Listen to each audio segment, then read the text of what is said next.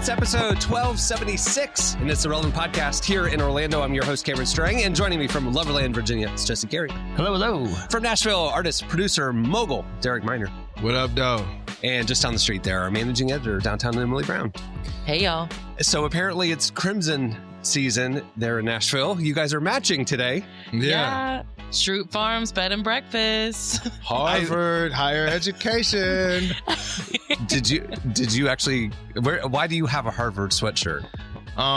Did you teach a class there or something? No, I was, during my nonprofit, Ownership is a New Black, one of the people that was working with us was actually doing her doctorate, or it was her MBA at Harvard. And she asked me to speak to Harvard about Black ownership and different things like that. And then they sent me some swag. So sweet. Here's and I love it too, Derek, because like people can be like, "Oh, did you go to Harvard?" And you can say, "No, I actually taught there." Yeah, it's like Michael Scott. He's a guest adjunct speaker. Yeah.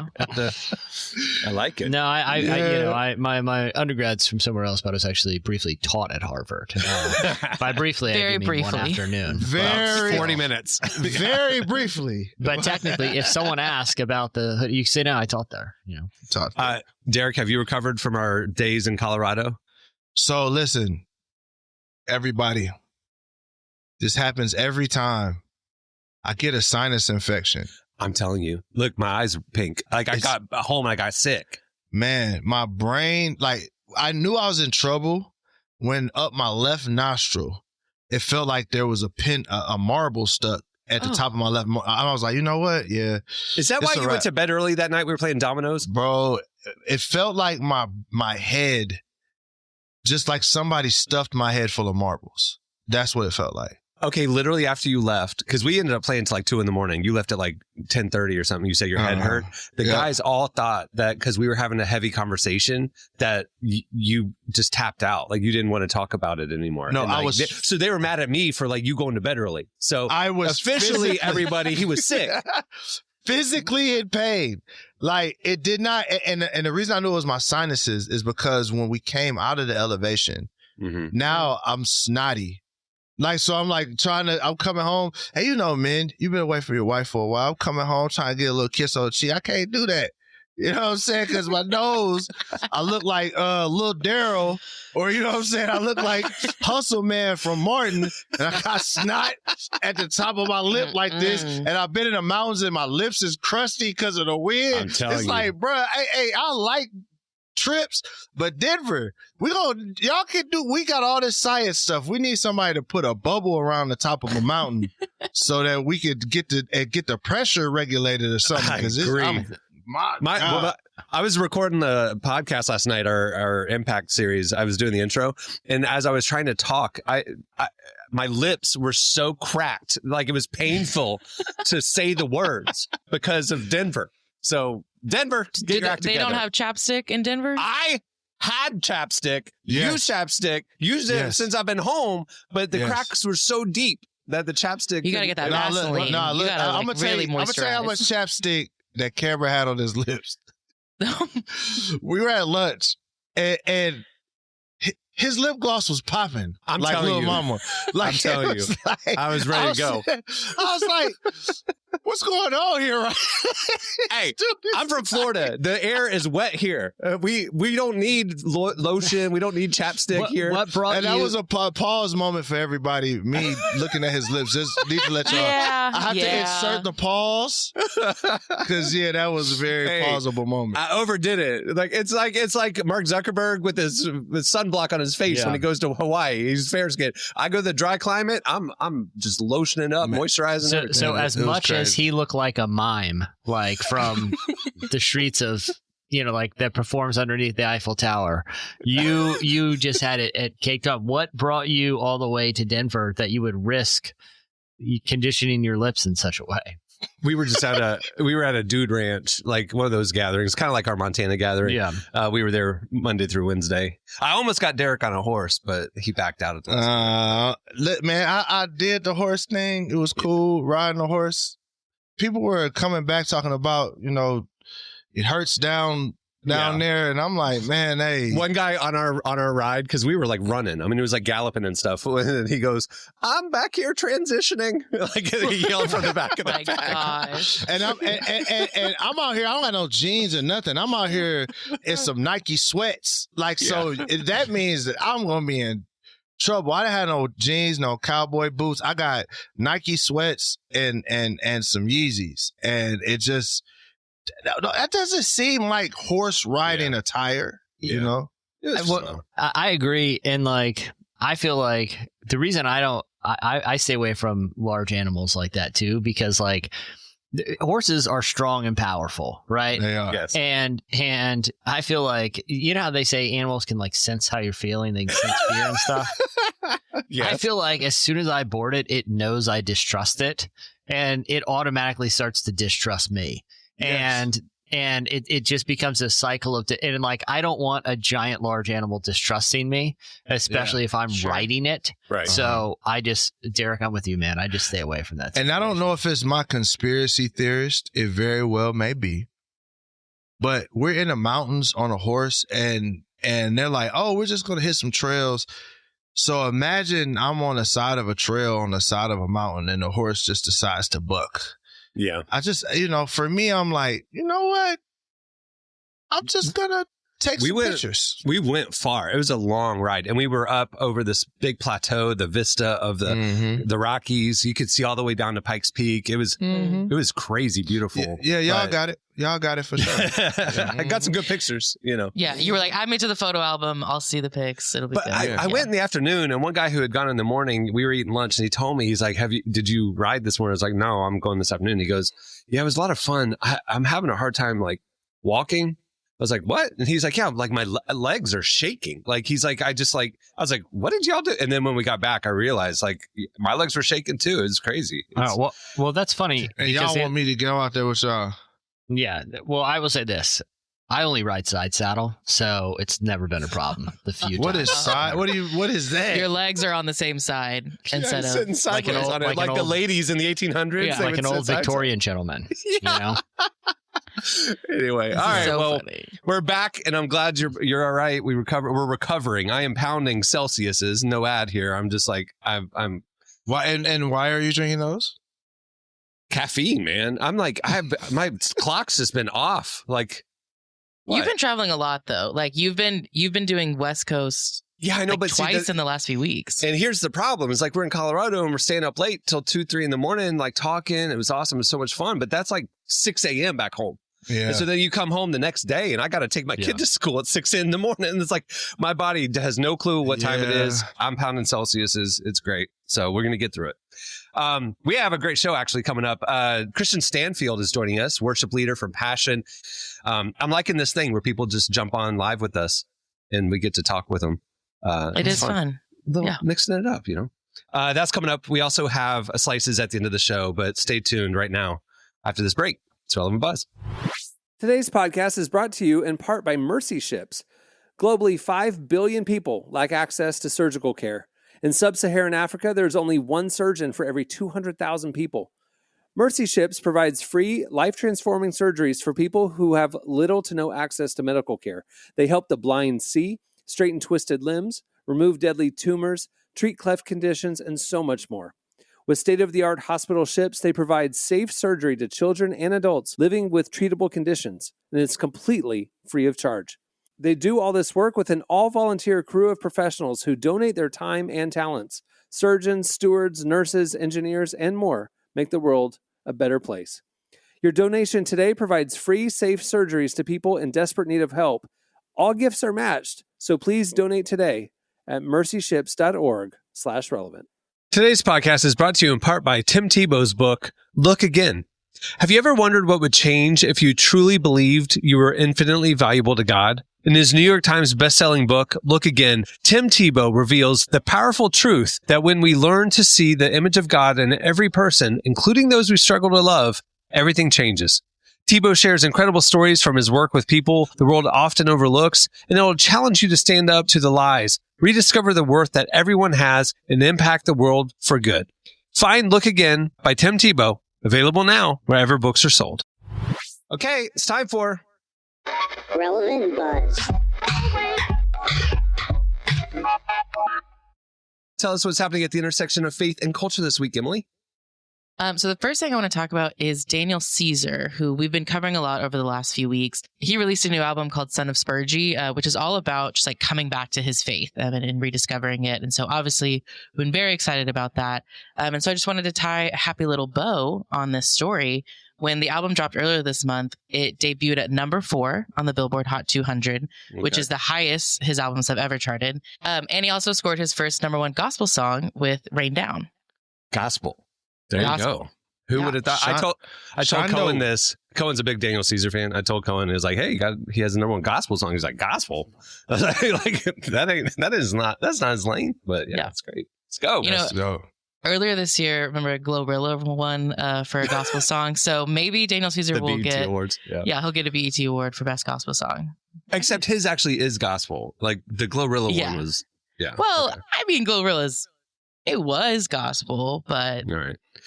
I just saw out the window in my front yard a man crash his bike. He's laying in my lawn right now. That is hilarious. Should you go assist him?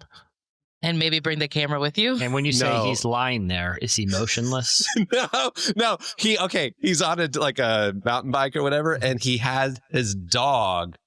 He has his dog like on a leash, and the dog was running, and I think the dog they got out of sync, and the guy got all wobbly, and he went face planted right in my lawn. I'm looking right at him. He got up. He's embarrassed. He sees me in the window. He's really embarrassed right now. It's really funny. And you're pointing at him. I'm pointing at him. Yeah. I'm literally. But the thing is, in the window, I have these lights on me. So it's like there's a man in a spotlight pointing at me. He's and like a mic in front of your face. Yeah. Like he knows you're talking about him. As Cameron's pointing, laughing directly at him, he's mouthing something. Cameron's like, I'm trying to make it out.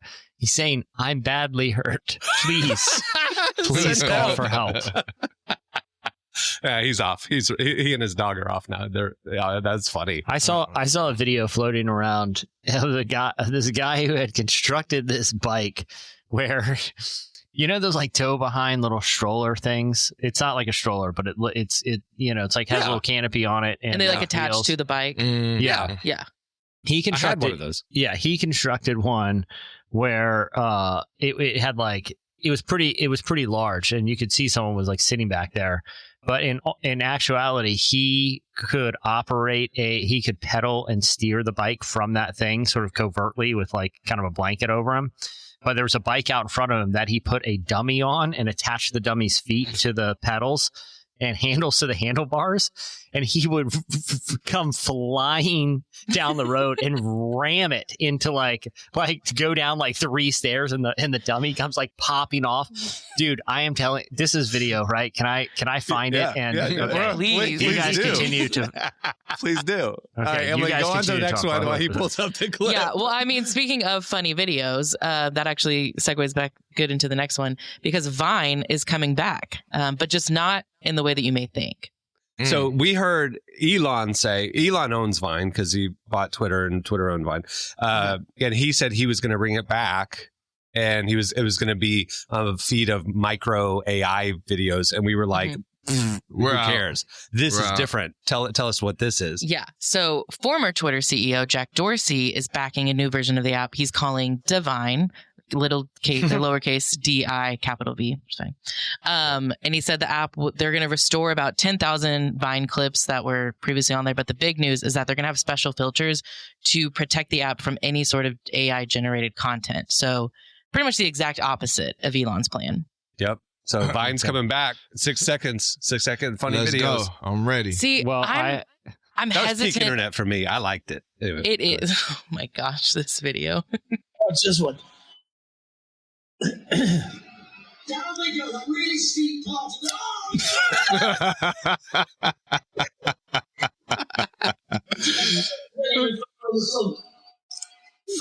He's got a dummy in the front. Look at this. Somehow it's pedaling. When he pedals, like watch out.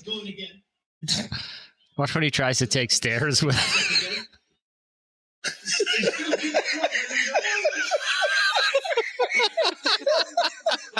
What am I watching, bro? What is happening right now? Jesse, your corner of the internet is wild. It scares me. Like, I don't know how you find the things you find, man. Oh, it finds me. I know, that's what I'm saying. Like, your algorithm is toast. I don't know how that's I get stuff like that all the time.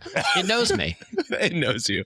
All right, Emily. So when is it launching? Like, what is there? Any, it's still being developed right now, so it's not launched. Okay. They haven't announced a launch date yet. Right. But I will say I am hesitant about this because I loved Vine, but I think the internet's humor has changed a bit. Like, I don't know if it's going to be as glorious as we remember it to be. It will be. A new generation will figure out a way You to think be it's funny going to in be 6 seconds. MySpace? MySpace came back and everybody was like, I mean, I forgot that MySpace came back, so that is a good. Yeah, Justin Timberlake brought it back. Yeah.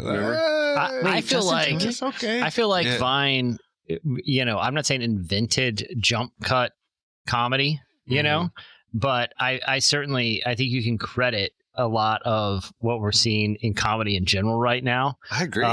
With the restraint was the beauty of it. Yeah. It forced you to make a joke in a very specific way that turns out, when you do it right, is very funny. Like, you don't need a full reaction shot. It's almost the implication of what is happening is funnier than what is actually happening, because your mind, it's like when you watch a horror movie that they don't, like a M. Night Shyamalan movie where they don't reveal the monster until like the last scene. It's more scary in your mind than it is. That's why Vine worked, because like what you weren't seeing in your mind had to fill in the blanks of, oh my gosh, what is this insane world I just dropped into? I don't need the context, because in my mind, any kind of context my mind is creating is probably funnier than what's actually happening.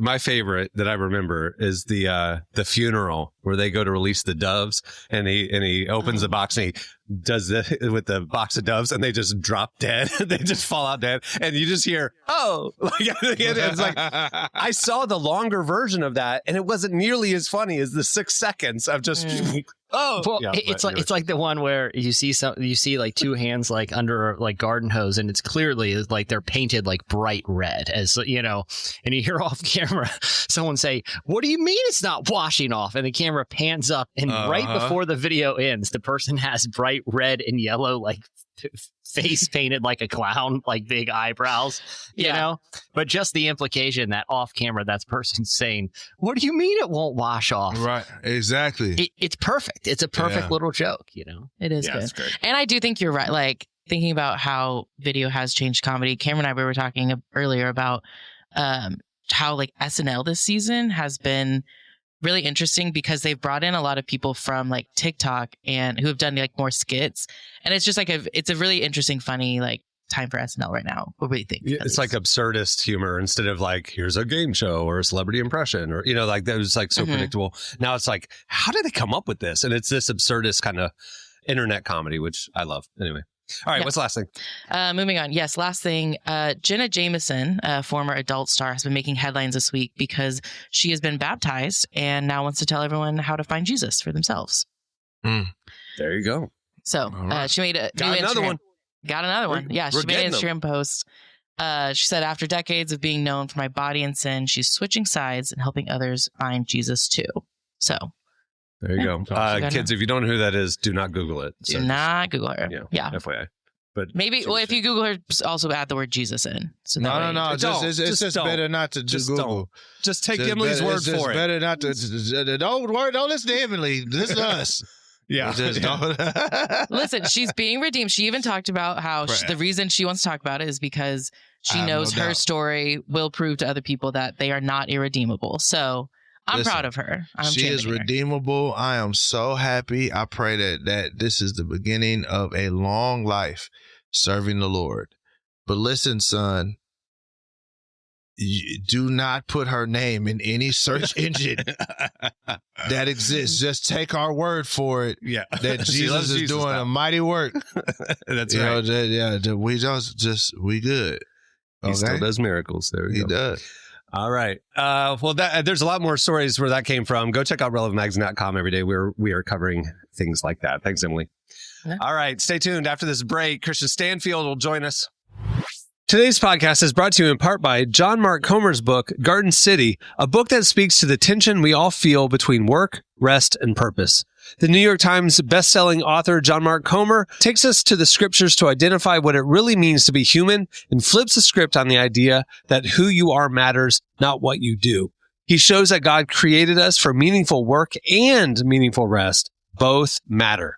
This book helps you ask and answer the big questions. Does God care where I work? Is there a direction for my life? So you can discern God's heart for your calling, your rhythms, and the way his spirit wants to shape every part of your life. If you're longing for purpose and a more grounded way to live, check out the new hardcover edition of Garden City wherever books are sold. Well, today's show is brought to you in part by the new book, God, the Science, the Evidence. We talk a lot about faith, but how often do we talk about science in the same breath? You might be surprised to discover just how deeply the two actually agree. For centuries, science has been used to dismiss the idea of God, but today an intellectual revolution is underway. Modern discoveries in physics, cosmology, and biology are consistently revealing the same truth: creation isn't an accident. That profound reversal is what engineers Michel-Yves Bolloré and Olivier Bonassi investigate in their international bestseller, God, the Science, the Evidence. This book is a rigorous, evidence-based critique of materialism, inviting you to explore over a dozen scientific, philosophical, and historical domains. It shows that what was once seemed impossible, that science could point to a creator, is now supported by a vast and convergent body of evidence. With over 400,000 copies sold in Europe, this book is sparking a global debate. It's thoughtful, fascinating, and a powerful reminder that reason itself affirms the existence of God. Learn more and find out where you can purchase your copy today by visiting godthesciencetheevidence.com.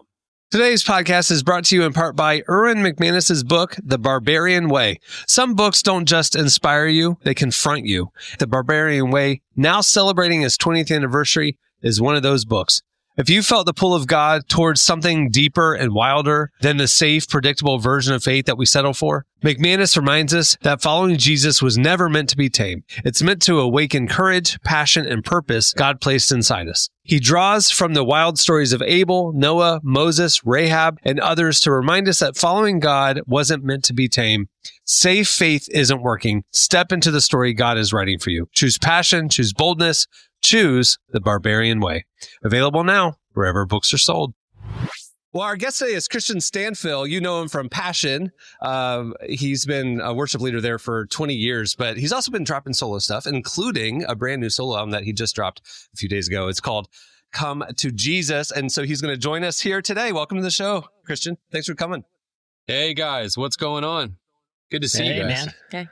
Congrats on the new album. Tell us about it. Why did you want to get rid of all your Passion bandmates and do something all by yourself? Oh, man. They're waiting here on the line with us. They're silent. They're here. Yeah. Are we going to do some conflict resolution here? Yeah. It's good. Third party conflict resolution. I like this podcast. No, man, it's really nice to have, the Passion outlet to write songs for the church, to write songs for conference. So cool to be able to do that, but also to have this artistic lane to, be able to tell, the stories of life and write about the human experience, things that we all go through in life. It's always been something I love to do, is tell stories through songs. And so this outlet allows me to be able to do that. And I can get a little bit more personal, can be a little bit more gritty in the language of it all. And it's nice to have both lanes. I've enjoyed it. So is this an explicit album? It's very explicit. That's what I'm saying. I'm saying that, you got to be 18 or older to listen to this without parental consent. Hey, actually, I do have a question, not about that. I'm not going to make light of it, but you this week were talking about celebrating 5 years of sobriety, and not to talk about like adult themes, but like that's a big deal. And I saw you in Atlanta a couple weeks ago, and you had talked about that as well. And huge congratulations. Yeah, and thanks, what has man. this journey been like for you? Oh, man. It's been up and down, man. I mean, 5 years ago was a really low point. And, man, I mean, talk about a rock bottom, come to Jesus moment. Good grief. And, from there, that started a process of recovery and confession, restoration, healing with my wife, friends, pastors, counselors. And I mean, really, it was kind of one of those, like, I'm down in a pit and I don't really know how to get out of it except to take one step at a time, one day at a time. But man, I experienced something miraculous, and Jesus came in. I mean, truly, I mean, I had some incredible counselors, great friends, pastors, all that kind of thing. But the thing that really changed me and set me free, I didn't need any more worldly wisdom or counseling session. What I needed was a revelation of Jesus. And through his word, through his church, through his people, man, he opened my spiritual eyes to see him in a way that I had never seen him before. And I mean, I'm 42 years old. I've been in the church most of my life. I've been a believer for a long time. But even scripture says, you know, as we behold him, he takes us from glory to glory. And this was one of those glory to glory moments where I had seen him before, but he it's hard for me to even articulate it. He gave me eyes to see him in a way that I had never seen him before. And that became the most compelling reason for me to choose sobriety and choose holiness and righteousness and choose his way over my way. That's not to say it hasn't been tough. There have been really hard days. Confession is a daily part of my life. Vulnerability, transparency is a huge part of my life, and I have to do that every day. But man, I feel so good. I feel so free. I feel more alive than I've ever felt before. I have more joy in my life than I've ever felt before. I have more authority on my life than I've ever had before. And that's all coming down from him. So his word says, you seek him, you'll find him when you seek him with your whole heart. And that's what I've experienced. And that's what this project is about. This is what Come to Jesus is about. It's about that kind of a resurrection. Okay, so first of all, that is the most impressive, like, bring it back to promoting the album story I've ever heard. That was great. Well, hey, the album, honestly, the album is just real life. Like, I don't have to promote anything. It's just what I've been living. That's the cool thing about writing records like this. It's like, I don't have to, like, drum anything up or go, okay, now I got to gear up for promo. It's like, no, dude, I've been living in this for 5 years now. So talking about it feels like breathing. How is it sometimes, because you mentioned, you know, there's high points and low points kind of along the way, but I'm assuming during the creative process, you kind of have to tap back into the real feelings of those low points in order to be able to, like, meaningfully translate it through music. How hard, or I guess how sort of cathartic was it to have to re-engage with that in order to be able to come out with some sort of creative expression for it? Yeah. Well, so like 3 years ago, I put out a record called Make It Out Alive, and I wrote those songs as I was going through the process.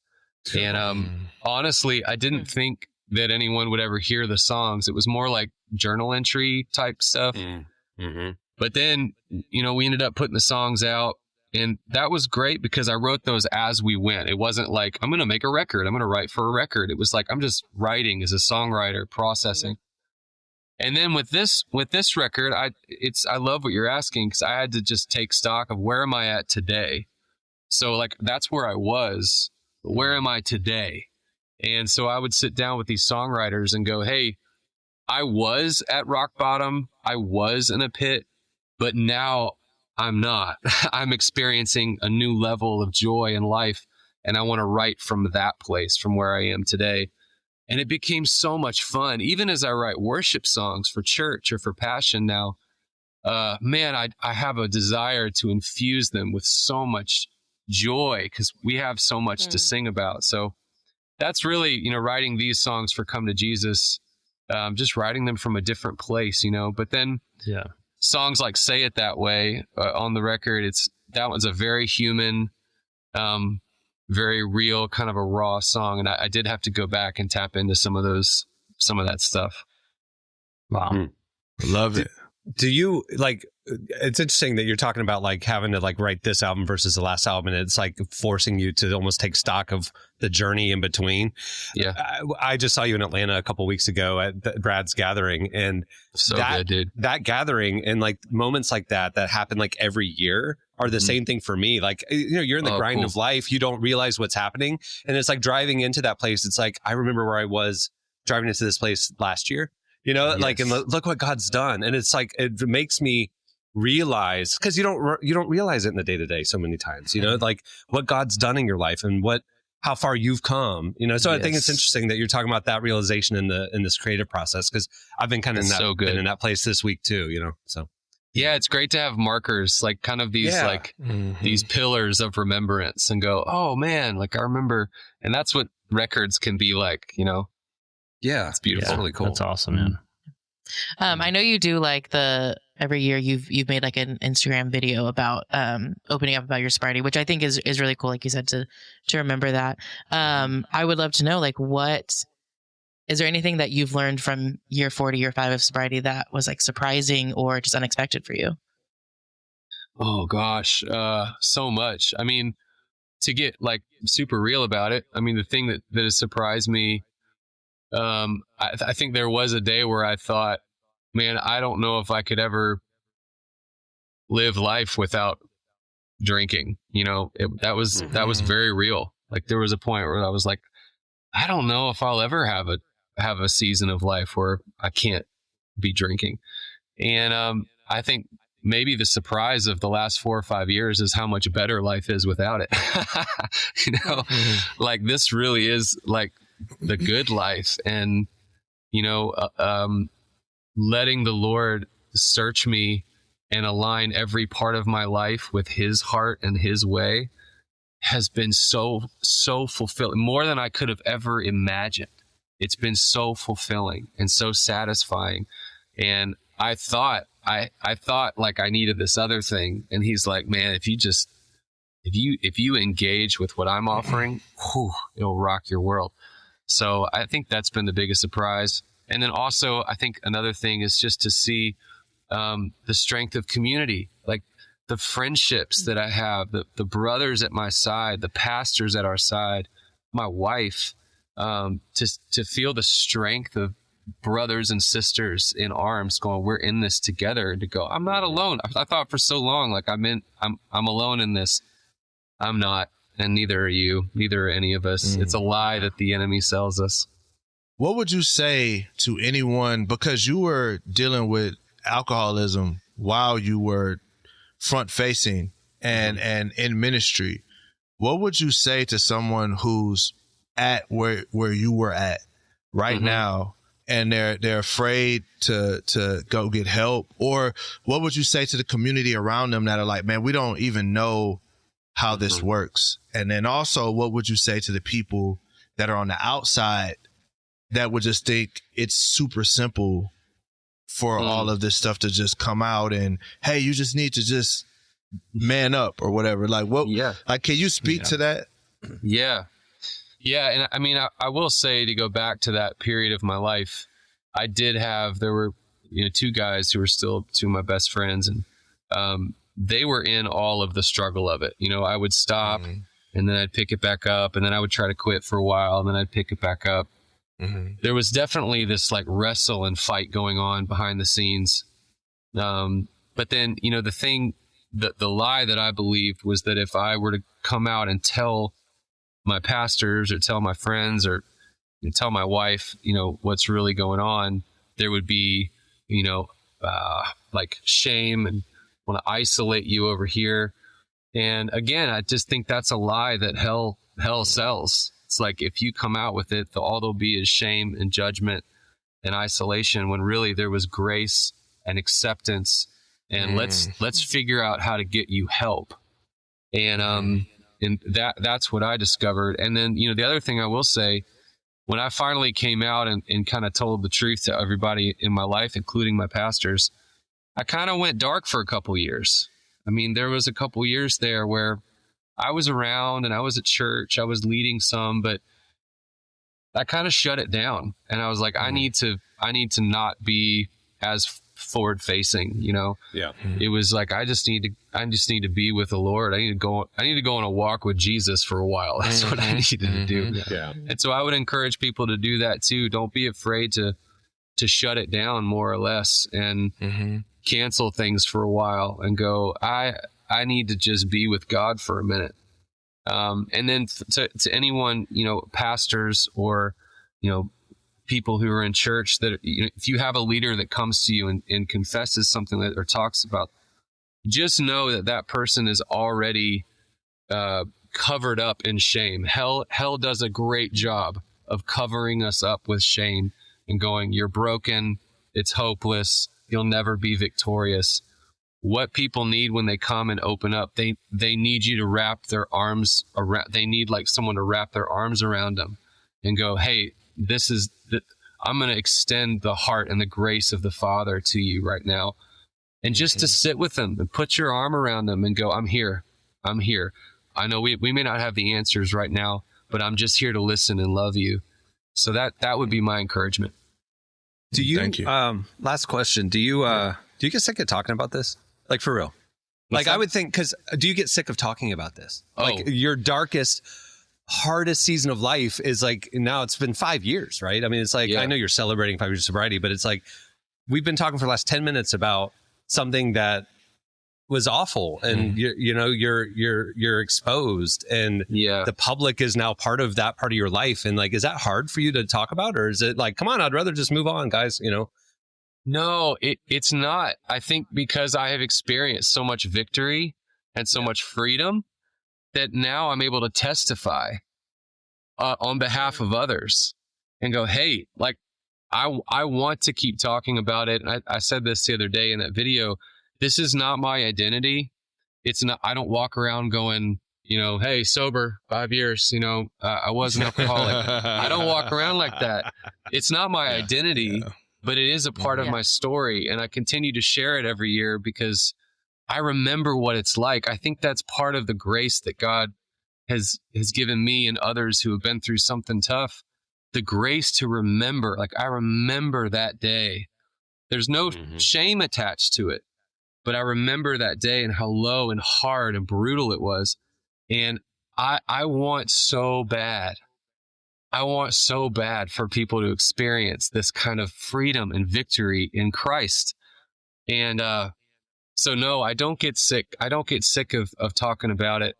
And that's why on this new project, you hear the joy, you hear the freedom, you hear the resurrection, because people need to know you can move out of this like darkness and into a marvelous light. That's awesome. Unfortunately, because of YouTube, we can't play any clips of the album. So thanks a lot, copyright laws. But everybody go get it. Come to Jesus is out now. Kristian Stanfill, thanks for joining us today, man. Hey, awesome. Love you guys. Great conversation. Thank you. Well, today's podcast is brought to you in part by the new book, Confessions of a Christian Alcoholic. Author Jonathan Seidel knows firsthand how even believers can get stuck in shame and destructive habits, especially when it comes to one of society's biggest obsessions, alcohol. In Confessions of a Christian Alcoholic, he details his spiral into disordered drinking and shares the 4-step process he eventually used to break free. There's hope for alcoholics who become Christians and for Christians who become alcoholics.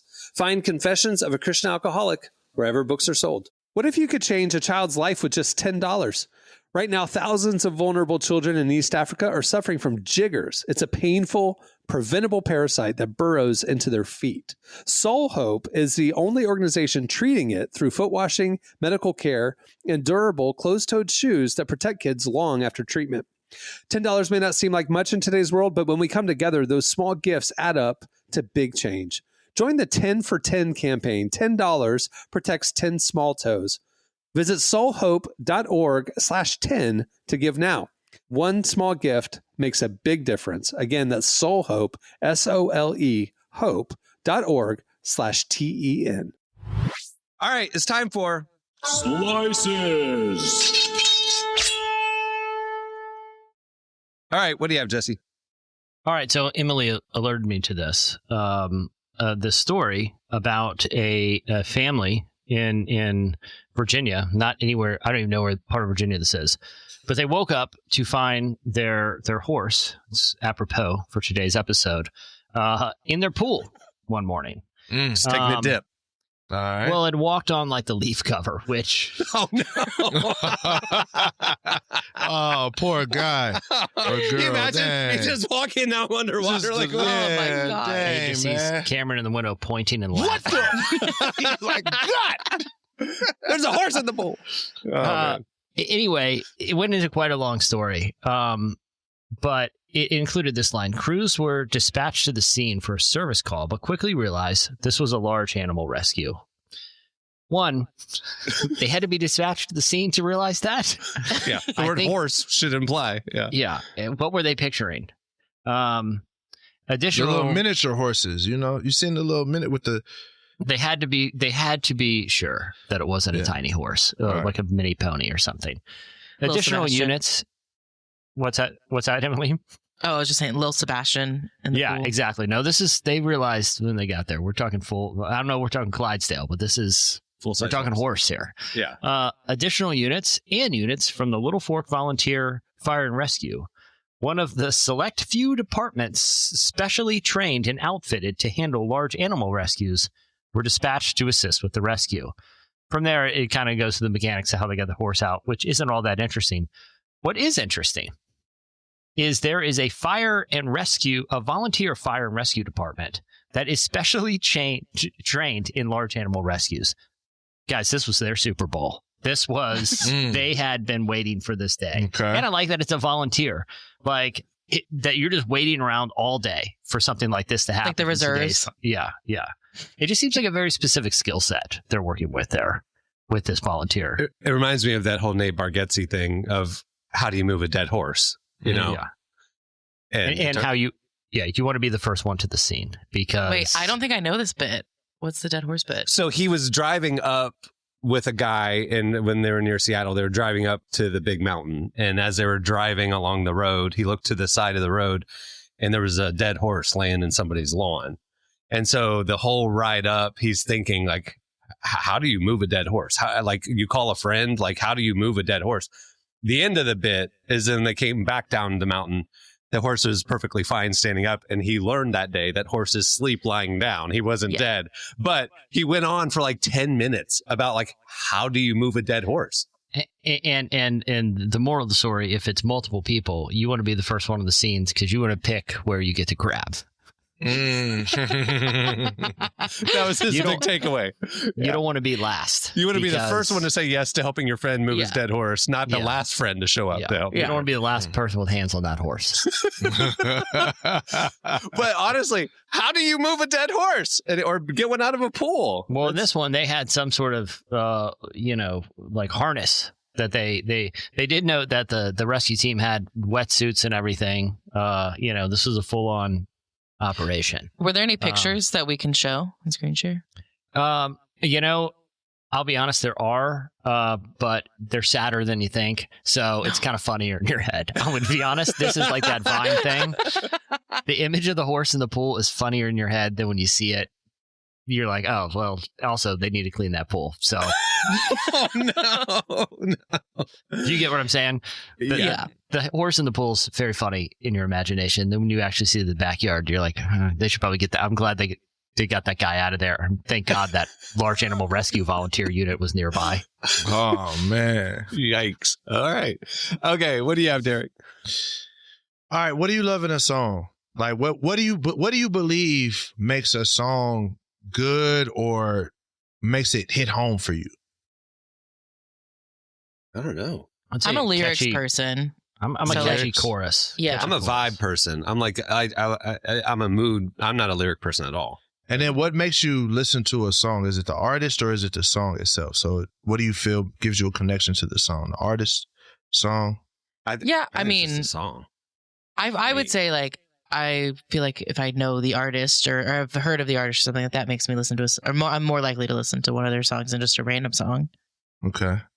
And then the last thing I would say, what do you think makes a hit? I mean, there's got to be a formula to it, right? Like as far as like BPMs and up length. And down and all that stuff. Like you probably know the formula. I don't, but it feels like there's like a formula. Would you say that it matters who the artist is? Does that factor into it, or you just think formula? I don't think the artist matters. Formula. That's why there's one-hit wonders. I mean, like anybody can make a hit song. It seems like. I don't know. Well, guess what's cracked the code on the formula? AI has, because we have like 2 songs that are AI songs. One of them is at the top of the country music digital charts by Breaking Rust, called Walk. Was it Walk That Walk or something of the sorts? Walk My Walk. So, and this is this country singer singing from pain, you would think, but it's a computer. And then also there's another AI artist named Zania Monet that's out. And there's a song that as you're scrolling TikTok, you can't miss it. Draw Me Closer. And everyone thinks it's called I Run. Well, you know that song? It's an AI artist also that has created that song. So you're absolutely right. It seems to be a formula, and it seems to be that what we thought was all about the artist and the ghost in the machine, maybe, or the, the spirit of the artist in the records. It feels like these people that may not have talent, because obviously I don't think AI is just spitting out hit songs, but there's a person that's using this. And I think this is interesting because someone like Cameron, who has the best playlist in the world, could sit down at AI right now, create a vibe because he knows what that vibe feels like with no musical experience, without anything, and could create a hit song for other people. So I think your taste and that creativity is going to matter a whole lot in the future. AI is here. It's not going anywhere. So the number one country song on the digital song charts wow, is by an AI artist. And one of the most viral songs that's out right now, we're finding out that it's not Georgia Smith, that it's someone that made an AI to sound like Georgia Smith. So who owns, I don't know, who's owns the rights to that? An AI, is it a label?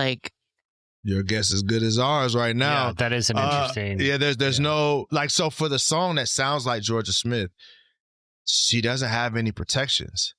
If they didn't say that this is a Georgia Smith song, because that's just what the algorithm's saying, because people are saying it sounds like that. But this is an artist that, quote unquote, has their own sound, but everyone's attributing it to Georgia Smith, right?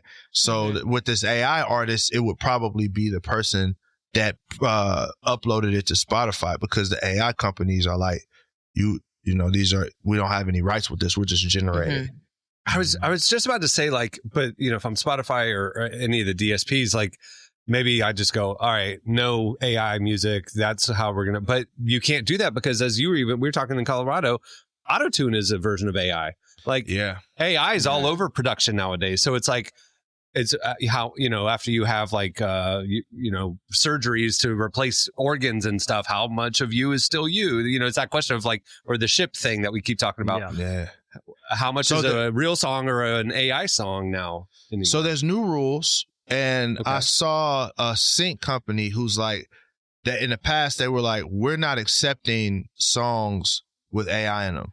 Now they're saying the song has to be at least 80% human led, and it can't have more than 20% of AI stuff. So it has to be something that's generated from a person. So just rolling the dice is not good enough. And just it's spitting out a something. You have to take that something and then be humanly creative with it. And it's seeming like that's kind of where things are trending, is that we're hey, a person using an AI to create a piano or a drum loop or something, or to you can't chat GPT the lyrics and then have the lyrics sang by an AI and then it be considered music that passes. So but we have no laws. These are all just companies trying to grasp that right now. As of right now, there's no real laws in place except the typical brand laws and trademark laws that we all know about. Yeah. How do you feel about that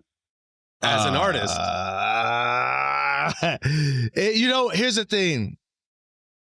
I've always, as an artist in the marketplace, had to compete and say, I have something that is valuable. So I think that although there will be tons of new artists, some of them talented, some of them not, that people, at the end of the day, there's something that people are resonating with this. It's a formula, but even the human making the lyrics is putting their story into it.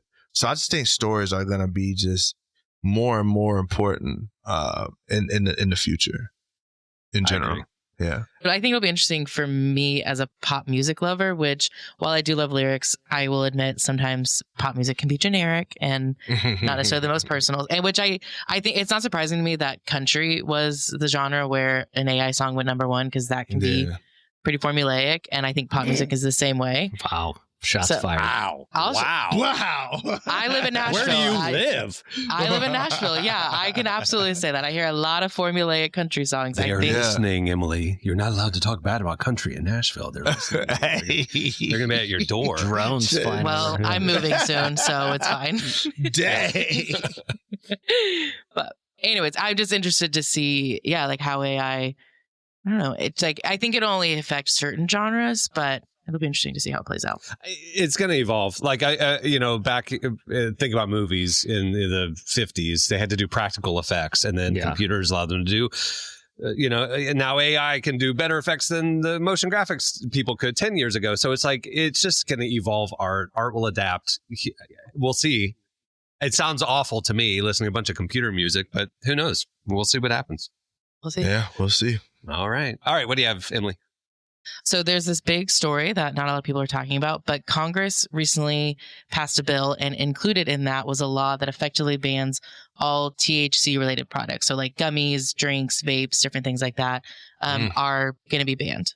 Like the Delta 8 stuff, the hemp stuff. That's not the pure weed, but it's weed adjacent. Yeah, I think the distinction there is typical THC, which could be used for like medicinal purposes or something you'd buy at like a legal dispensary.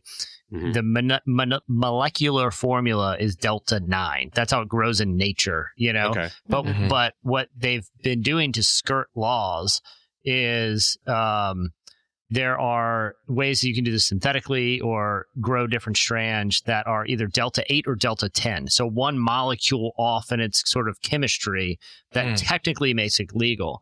But the problem is, if you were to buy like a Delta 8 pre-roll or THC or Delta 10 gummies or something, not only are they not. Jesse, do you have any you recommend to? No. I'm really knowledgeable. I've been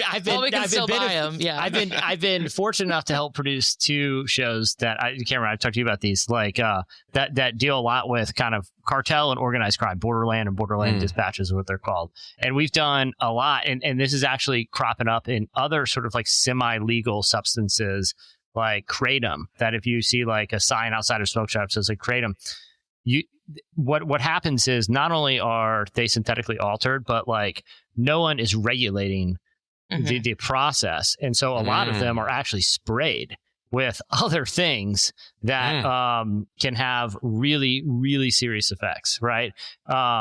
Because no one's really checking to make sure the authenticity. All they have to do is technically modify one molecule in there. And the other thing too is like when people are buying those, it's a totally different world than buying from like a dispensary where, like I said, you can kind of make your own sort of ethical and moral judgments on that. But at least they know where it's coming from, what it's made of. But a lot of the stuff is coming from labs in China that are also the same labs that will supply precursor chemicals to really hard drugs that are being smuggled into parts of Mexico. Yeah, like fentanyl. Yeah, exactly. You could unknowingly be supporting a transnational criminal operation that has its thing. So when you get your little gas station, yes, you stay away from any. I'm telling you, like we're going to do a 3-part series on this, but like the Chinese like chemical industry will make like industrial chemicals that they'll ship into Mexico. But they're not actually industrial chemicals. They are precursors for other drugs, but they're also making semi-legal synthetic versions of drugs that people want, but they're very, very dangerous. And they fund terrible stuff. So here's the lesson. Don't get anything from a gas station but gas and chips and sodas, maybe a slushie, regular gum. But if don't get anything above sugar. That's at crazy. any of those spots. Yeah. Like, you shouldn't be getting any supplements. Well, apparently it's all banned now. I mean, with this new bill. The companies have 1 year to adjust. So the companies that are making these products, they have a year to start making legit things. But a lot of companies sell Delta 8, Delta 10 stuff in states where marijuana isn't legal because in Florida, it's like there's ads all over the place of like it's legal in every state and all this kind of stuff. It's this stuff. Yeah. Don't get any gas station sushi either. Guess what? Guess what? What bill that was part of? The government reopening funding bill. They tucked in this ban of Delta 8. It's smart because, like I said, you start peeling back that onion and you realize how insidious a lot of that world is. You know. Well, look at that. Yeah. Ending slices on an actual serious note. We went from a horse on fell a in the high pool. note. Well done. Guys, that was a really good one. Okay, I think we should have laughed more. Yeah. I like it. All right, well, on that note, we'll wrap it. Make sure to like and subscribe the show if you're watching on YouTube, and join us every Tuesday for a new episode. I'm Cameron Strang. I'm Jesse Carey. I'm Derek Miner. I'm Emily Brown. We'll see you guys next week.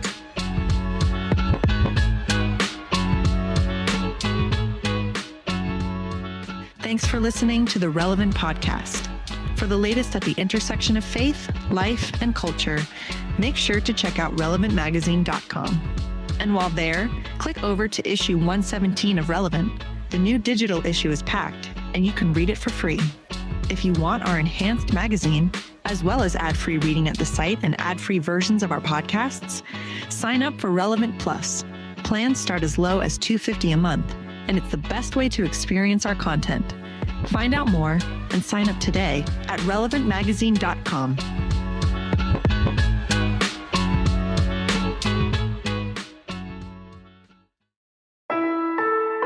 Relevant Podcast Network.